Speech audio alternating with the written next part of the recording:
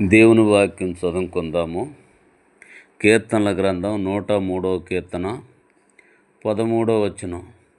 తండ్రి తన కుమారుల ఎడల జాడిపడినట్లు యెహోవా తన యందు భయభక్తులు గలవారి ఎడల జాలిపడును.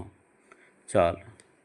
దేవుడు మన వినికిడిలో ఈ వాక్యాన్ని దీవించునుగాక. మనకు ఆరోగ్యము, ఆయుసు, ఐశ్వర్యము దేవుడు సమృద్ధిగా ఇచ్చునుగాక. సాతాను తీసుకొస్తున్న ప్రతి శోధనని మన నుండి దూరపరచునుగాక. కాబట్టి చదవబడిన వాక్యము, తండ్రి తన కుమారుల ఎడల జాలిపడినట్లు యెహోవా తన యందు భయభక్తులు గల వారి ఎడల జాలిపడును. కాబట్టి కుమారుడు తండ్రికి నచ్చనిది ఏదో ఒక పని చేస్తానే ఉంటాడు. తండ్రికి కోపం తెప్పించటము, తండ్రికి బాధ కలిగించటము, తండ్రికి వేదన కలిగించటం చేస్తూనే ఉంటాడు. కానీ తండ్రి ఏం చేస్తాడు?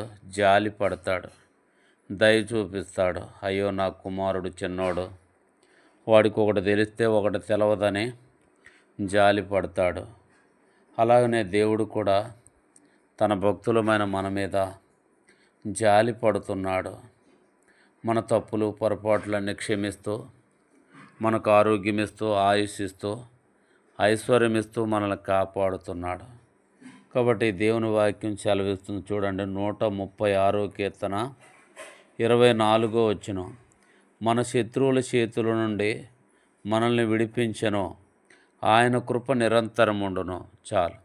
మనుషులు ఇంకా భూమి మీద మనకెవరో ఒకరు శత్రువులుగా ఉంటానే ఉంటారు.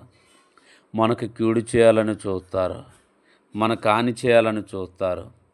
అయితే దేవుడు వారిని మనకు హాని చేయనివ్వడు, మనకి ఏ కష్టము కలగనివ్వడు, కాపాడేవాడుగా ఉన్నాడు.